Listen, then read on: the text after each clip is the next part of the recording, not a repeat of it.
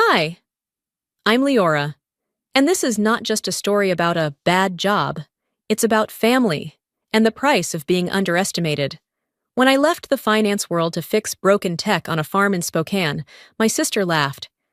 At dinner, she raised her glass and toasted to real success, then turned to me with a smirk and said I was still figuring it out. Everyone laughed. I didn't. My parents never defended me. They said it was a phase. My brother told people I was off the grid. I found out my sister got married after the fact. And when I saw her post mocking my work publicly, that was the final straw. They said I was dirty, that I'd chosen a dead-end path. 5 years later, I invited them to dinner. And this time, I was the one holding the clicker. And the truth. But what did I show them? What made my sister's face go white in front of our entire family? And why did my father stop speaking halfway through my presentation? You'll see. But I'll say this. Success doesn't always come with applause. Sometimes it comes with silence. The clink of wine glasses echoed like distant bells, delicate and sharp. I stood just outside the archway to the dining room, pretending to be mesmerized by a painting of abstract flowers on the hallway wall. In truth, I was trying to time my re-entry, hoping, maybe foolishly, that the introductions were over. Kala had thrown this dinner for Mom's 60th birthday, hosted in her pristine Atlanta high-rise that looked like something out of an HGTV reveal. The theme, celebrating powerful women in media, was as performative as the hand-picked guest list. Influencers, editors, station producers, and me, the sister who'd left all that behind for farm dirt and tech wires in the middle of nowhere. When I finally stepped into the dining room, no one looked up. A soft jazz playlist floated under polite conversation and polished silverware. I slid into the only empty seat, conveniently wedged between an empty chair and the wall. Kala raised her glass. "To our mother," she began, her voice commanding the room like a seasoned anchor. "To a woman whose grace has been our guiding light, and to all the accomplished women here tonight who've made their mark in the media world." Applause followed. Smiles. I lifted my glass halfway, until her eyes landed on me. "And to my sister, Leora," she added, pausing just long enough for the smirk to form, "who chose a unique path, from city lights to cowfields, from newsrooms to fixing cameras on cattle farms. She's still finding her way, right?" Laughter rippled like someone had tossed a pebble into calm water. A few raised brows. I caught one woman mouthing, "Oh wow," to her partner. I felt a flush creeping up my neck, hot and electric. My fork slipped slightly against the plate. I didn't raise my glass. I didn't look at Kala. I didn't even breathe too hard. Just sat there, perfectly still, and counted the seconds until dessert. They didn't see it, but that moment lit a match in me. I excused myself a few minutes later, murmuring something about needing the restroom. My heels clicked softly down the hallway, and I ducked into the powder room. It smelled like lavender and expensive silence. I stared at myself in the mirror. Not a tear, not a crack in the face, but my expression had changed. I knew it had. There was something sharper in the corners of my mouth, something tired of swallowing every dig, every pitying look, every story told without me. The truth was, they never saw the long nights, the frost-bitten fingers working on outdoor sensor rigs, the low-signal Wi-Fi meetings with tech advisors, the slow but steady progress of turning an idea into infrastructure. All they saw was the grease under my nails and assumed it was failure. And still, I held it in. Because what was the point? They had already written my ending. When I stepped back out into the hallway, I paused, again. From around the corner, I heard my mother's voice. Gentle, low, too casual. "It's just a phase," she told my father. "She'll come around eventually. If not, at least Kala gives us something to be proud of." I didn't move. Not a flinch. My hands rested by my sides, fingers twitching against the fabric of my dress. I turned and walked toward the balcony instead of the dining room. Outside, the city skyline shimmered like someone had lined the horizon in diamonds. I stood there, arms folded, remembering the silence in our childhood home whenever I talked about technology, about changing the way agriculture worked, about building something that didn't have a polished logo or network slot yet, but would change everything. They never believed it. I was dirty. My sister made fun of my bad job. 5 years later, my net worth ranking silenced her. But not yet. Not tonight. I walked back into the dining room with my shoulders square and my mouth set in a quiet line. No one noticed. They were already deep into dessert. Miniature lemon tarts and espresso shots in dainty cups. The laughter had shifted tones, smoother now, like nothing awkward had ever happened.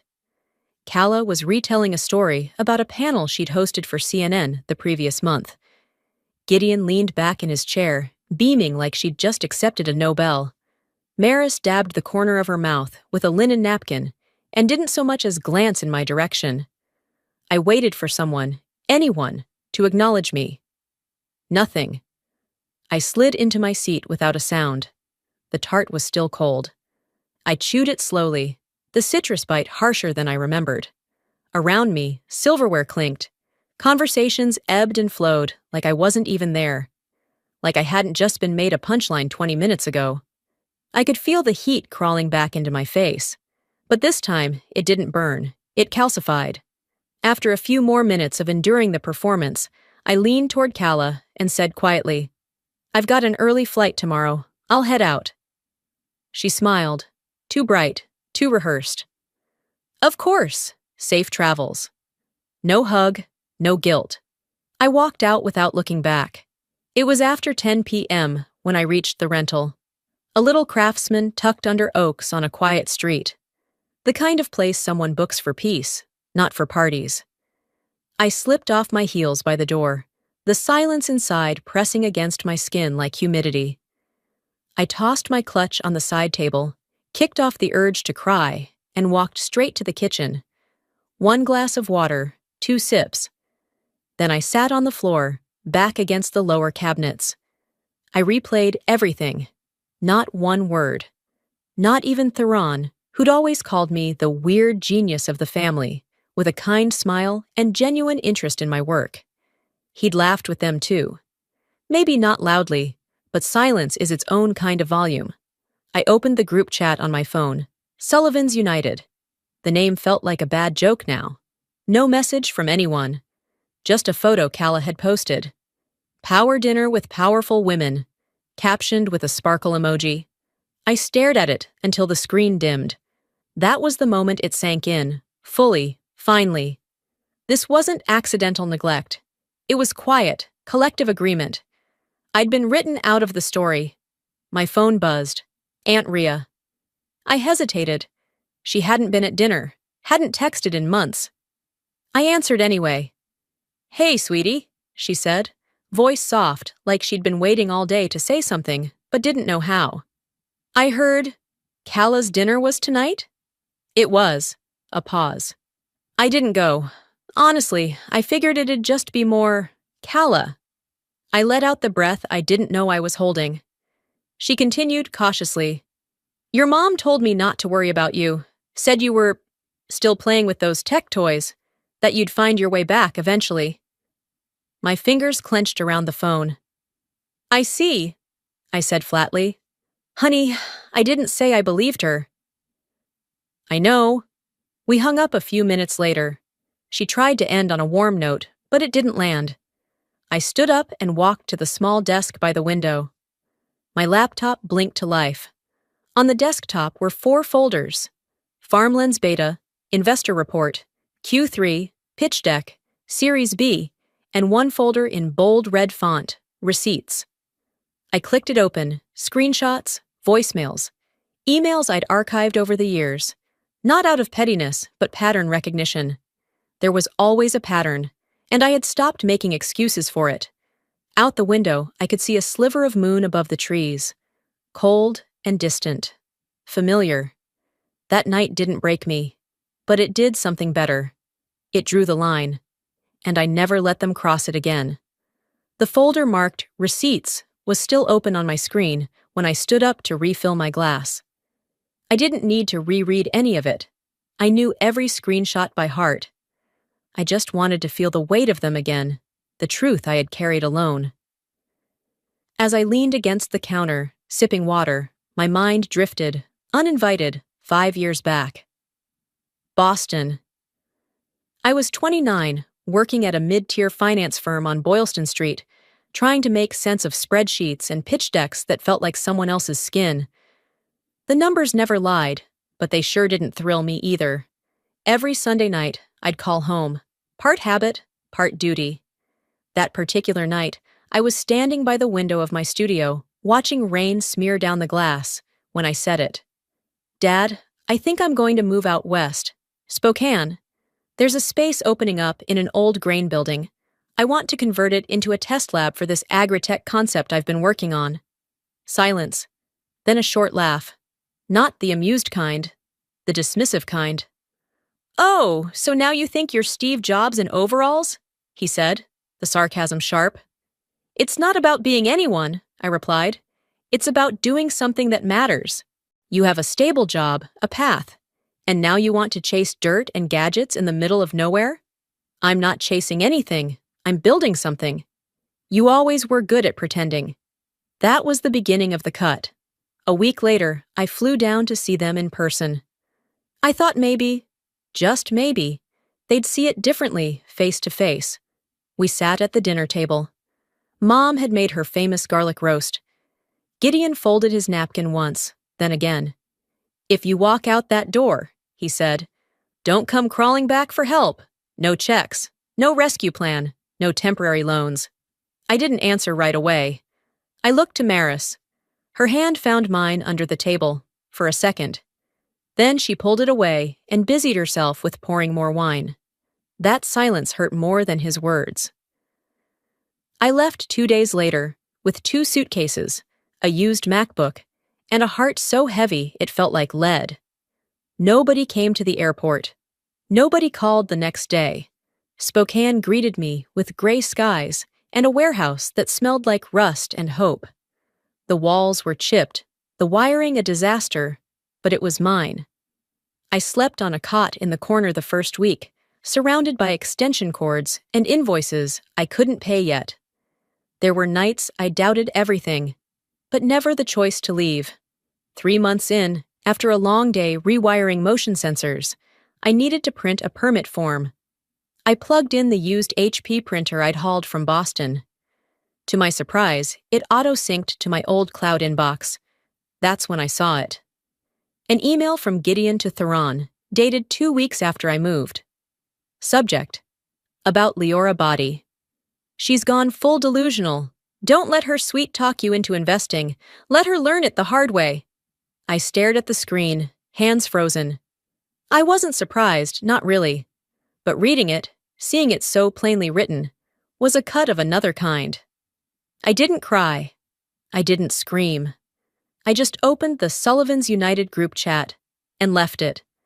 Then I blocked every number with our family name attached. That night, I slept better than I had in months. Now, back in Spokane, the morning sun angled through the window of my office. I blinked out of the memory as Noor stepped in, tablet in hand. Investor docs ready. Want a last pass before I send it out? I nodded, pushing aside the old pain like dust on glass. It didn't hurt the way it used to. It just hardened the corners. They thought cutting me off would break me, I said. Noor didn't respond, just waited. All it did was sharpen me. I couldn't sleep. The doc was done.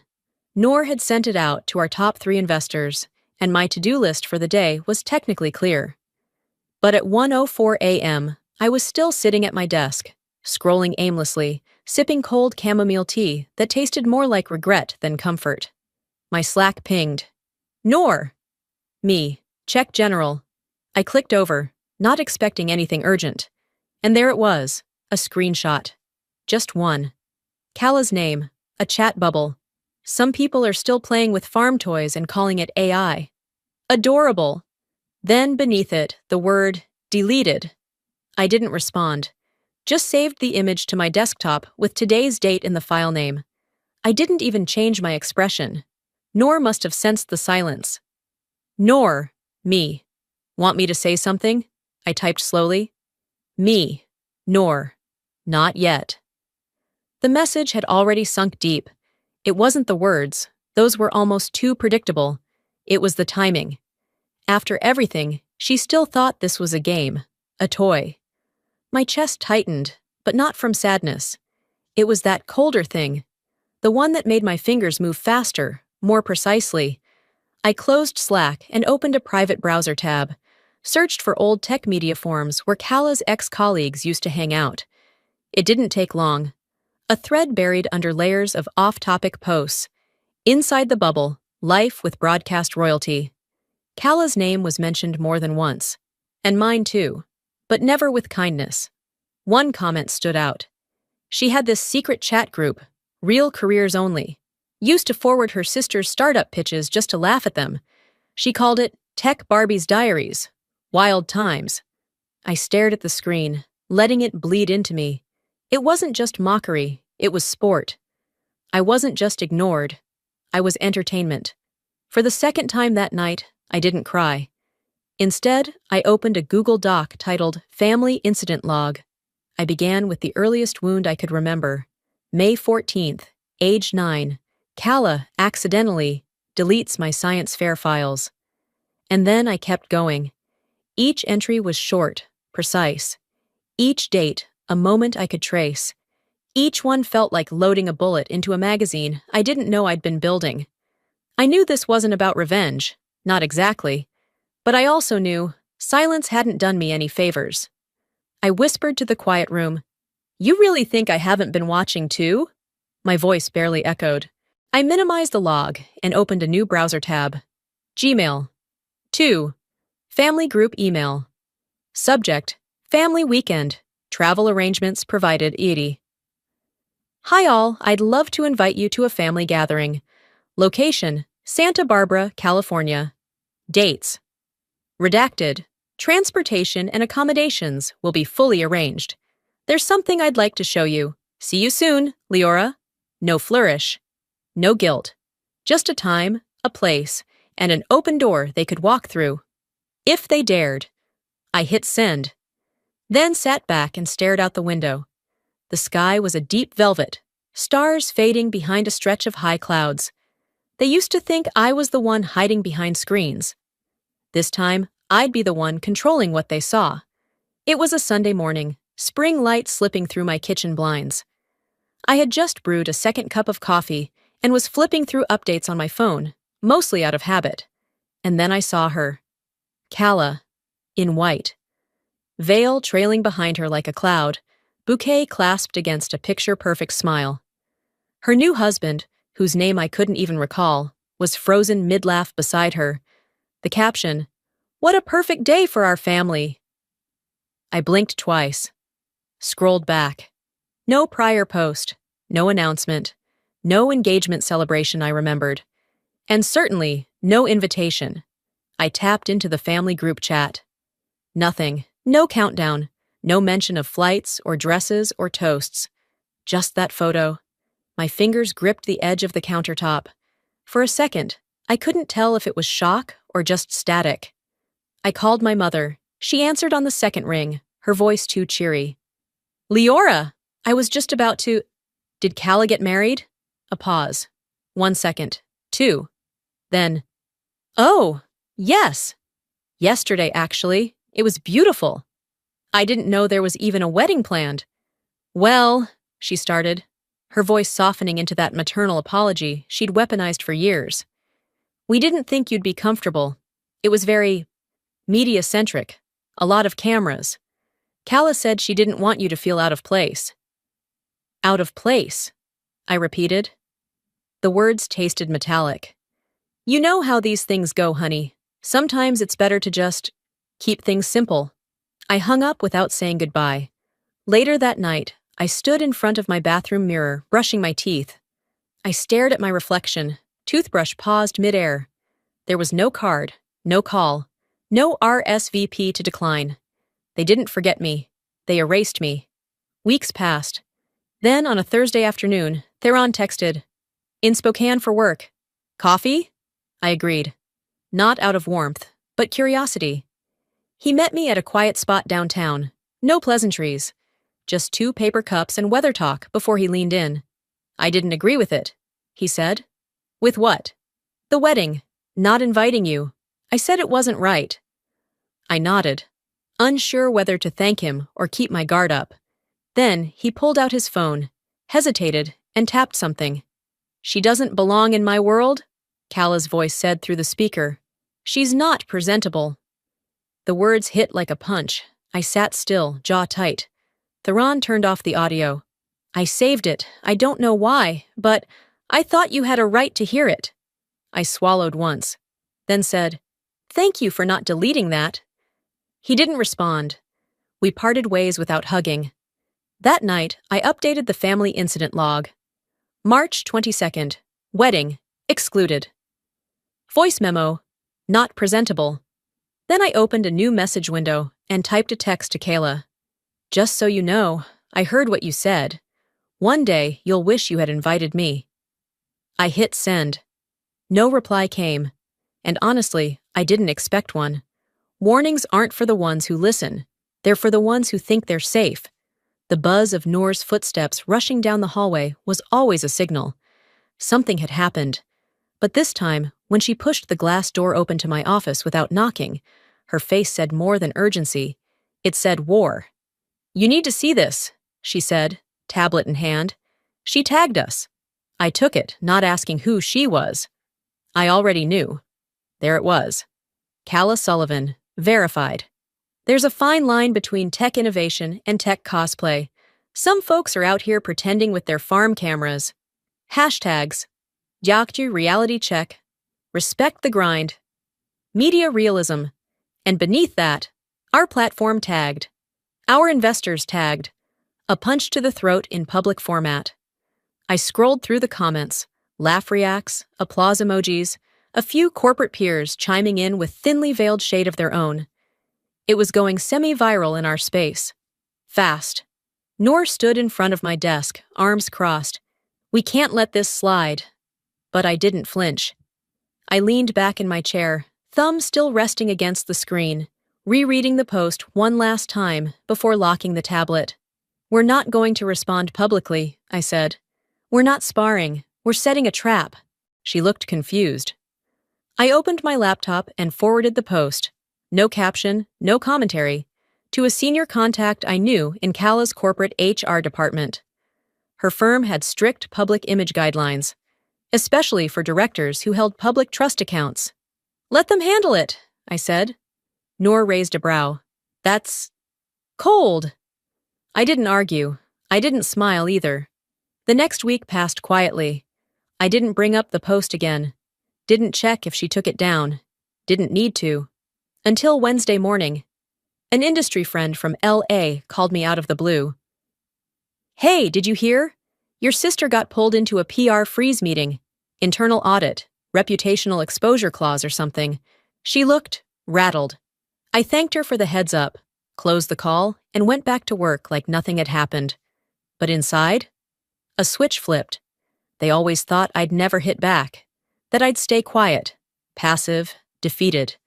But the difference now was, I wasn't fighting for acceptance. I was preparing for reckoning.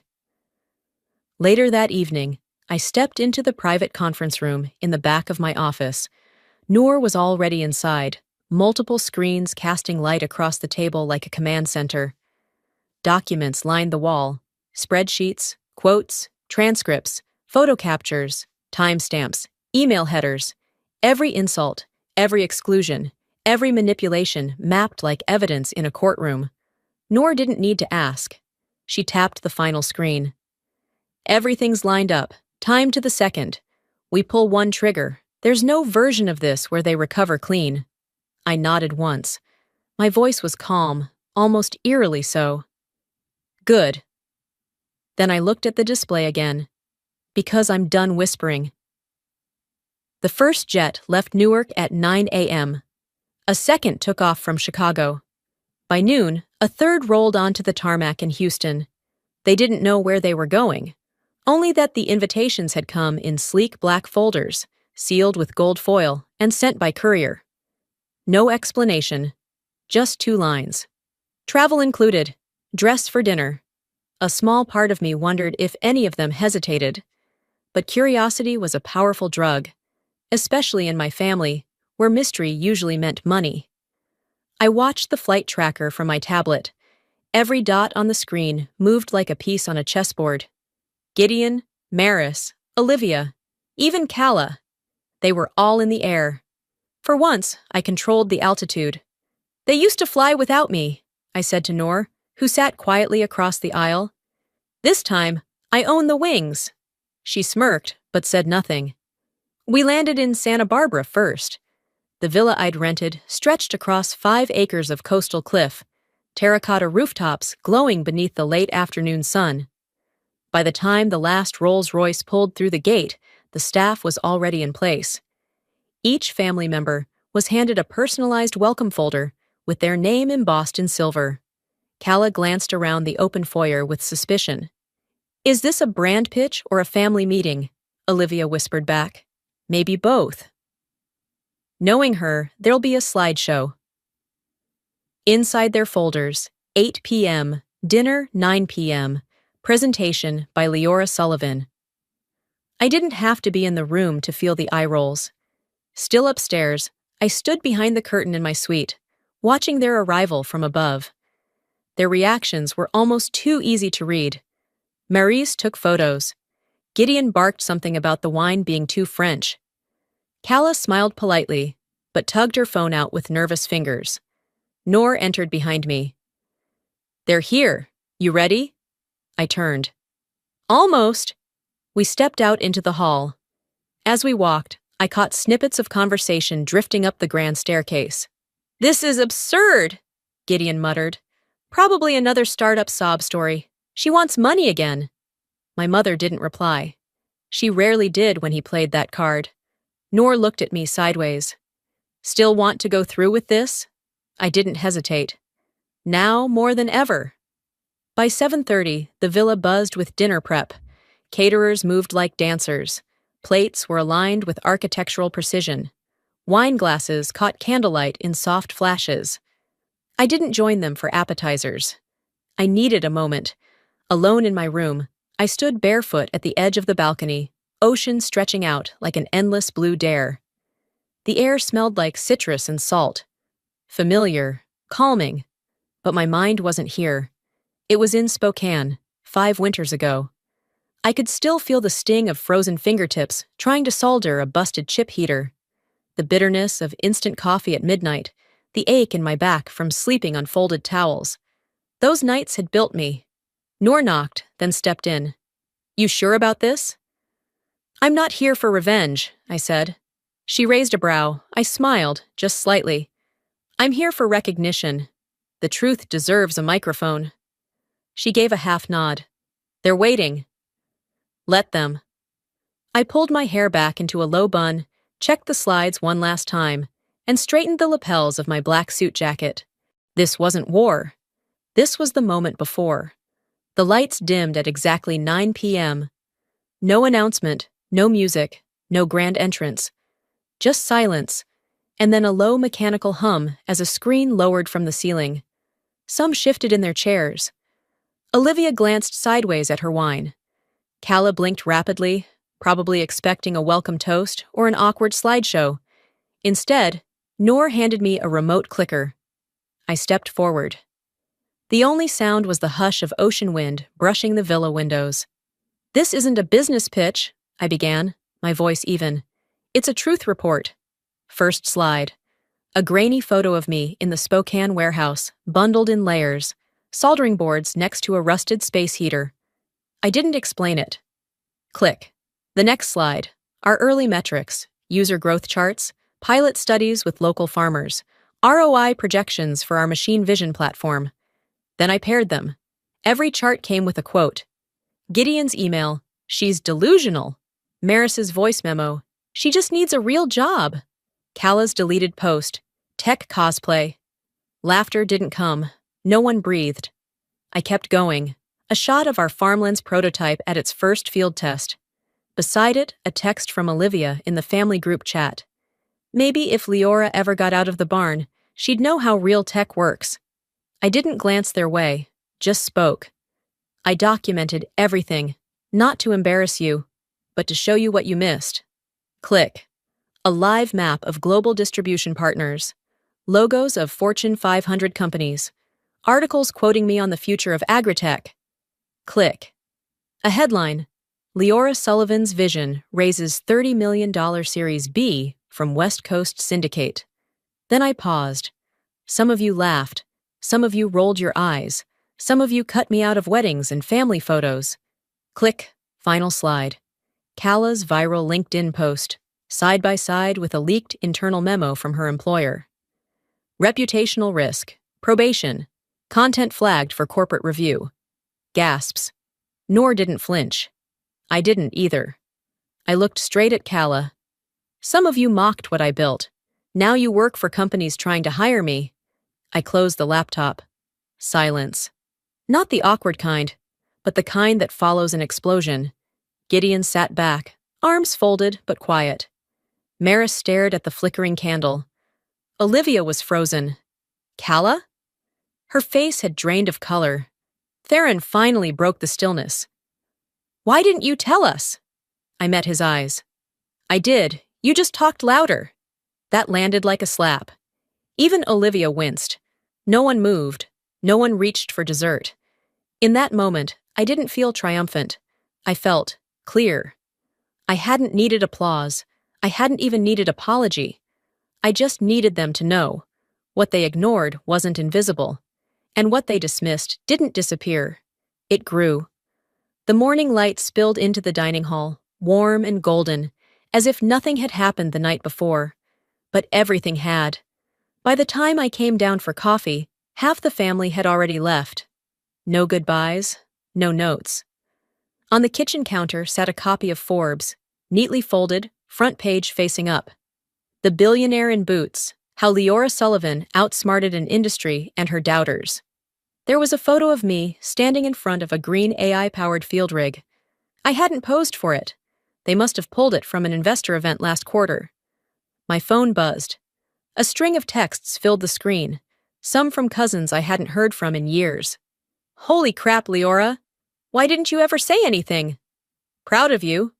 I didn't reply to any of them. The family group chat was strangely quiet. Then a ping. Kala. PR asks that no one comment on Leora's story publicly.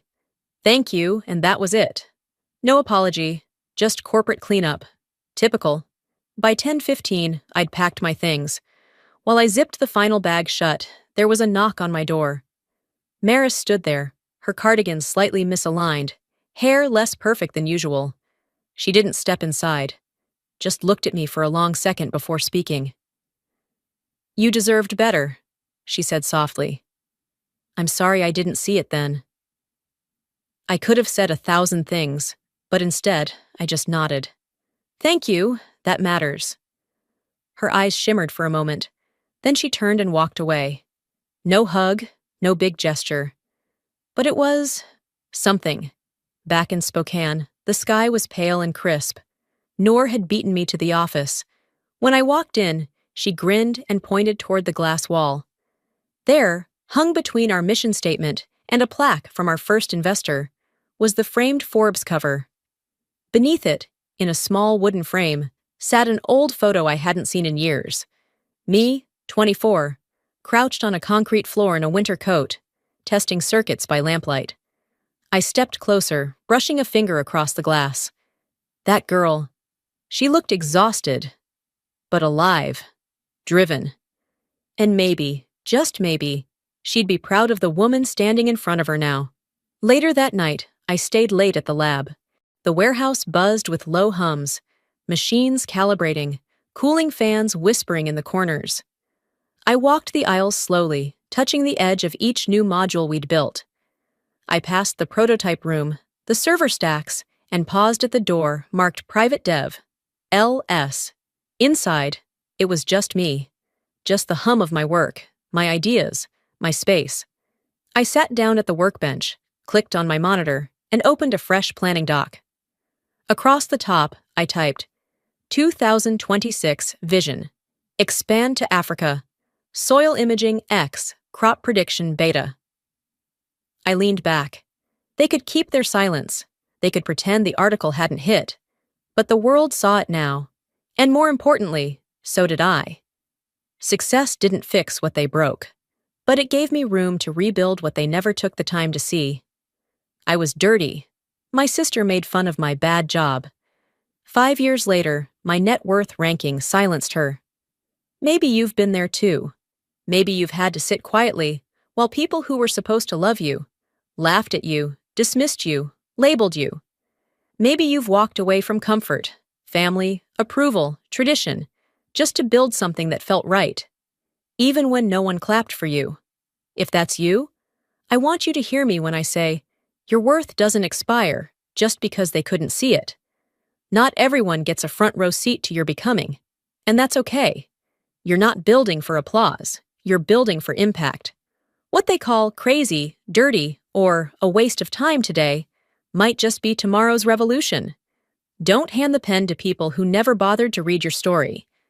Now I'd love to hear from you. Have you ever been underestimated or overlooked by your own family? What did that feel like, and how did you rise above it? Drop your story in the comments or simply type 1 if this hit home for you. And hey, tell me where you're watching from. I love knowing where this little corner of the internet reaches. If this story moved you, helped you reflect, or gave you strength to keep going, hit that subscribe button and turn on the bell icon so you don't miss the next story. There's more where this came from.